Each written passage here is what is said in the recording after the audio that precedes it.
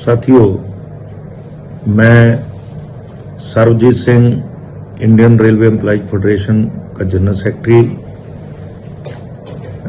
आप सबको बधाई दूंगा कि आप सबने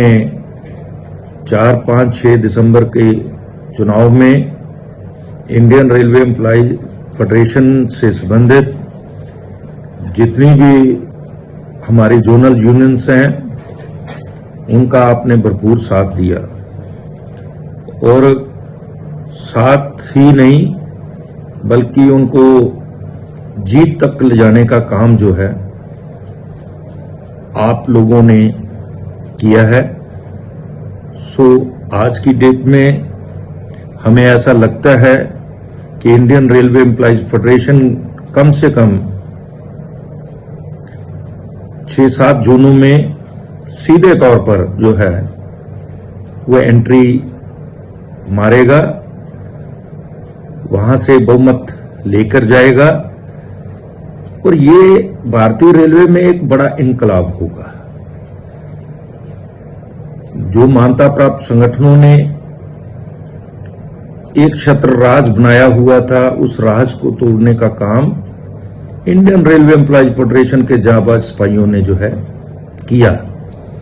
और इसमें बहुत ही बड़ा योगदान समान विचारधारा वाले हमारे यूनियन एसोसिएशंस जो भारतीय रेलवे में कार्यरत हैं, उन्होंने एक सही निर्णय जो है, जो समय की मांग थी अपनी भारतीय रेल को बचाने के लिए, उन्होंने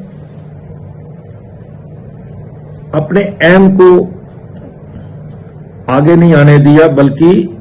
टारगेट एक ही रखा कि भारतीय रेलवे में जो है इन दोनों फेडरेशनों का राज समाप्त कर संघर्षशील फेडरेशन को जो है आगे लेके आना है, वैकल्पिक फेडरेशन को आगे लेके आना है। जो मुख्य मूल मंत्र ट्रेड यूनियन का होता है, टेबल टॉक करना एक बात है। अगर टेबल टॉक से जो है प्रशासन या रेल मंत्रालय या सरकारें अगर नहीं मान रही तो वो संघर्ष का रास्ता नहीं छोड़ते हैं, बल्कि संघर्ष पे टेक हमेशा जो है उनका रहना चाहिए, जो कि भारतीय रेलवे में जो दोनों फेडरेशन छोड़ चुकी थी। और उन्होंने ये समझ लिया था कि जो सरकार की भक्ति करता है वो ही मान्यता में आता है। ऐसा नहीं है। जब कर्मचारी जाग जाते हैं तो इस बार ये देखने को आपको मिलेगा 12 तारीख को कि बहुत जगहों के ऊपर जिनको ऐसा लगता था कि हमारा साम्राज्य का कभी सूरज जो है अस्त नहीं होता है, तो वो इस बार अस्त हो रहा है साथियों। और ये इस तरह का निर्णय होगा जिसमें अब साथियों समान विचारधारा वाले यूनियन और हमारी एसोसिएशन जो हैं उनकी जिम्मेदारी बढ़ रही है। इंडियन रेलवे एम्प्लॉयज फेडरेशन की जिम्मेदारी बढ़ेगी, और हमें दोनों फेडरेशनों से एक अलग तरह का कल्चर जो है रेलवे में पैदा करना है। हमें रेलवे में ट्रांसफर आपके विपक्ष में जो है उसकी ट्रांसफर करवाना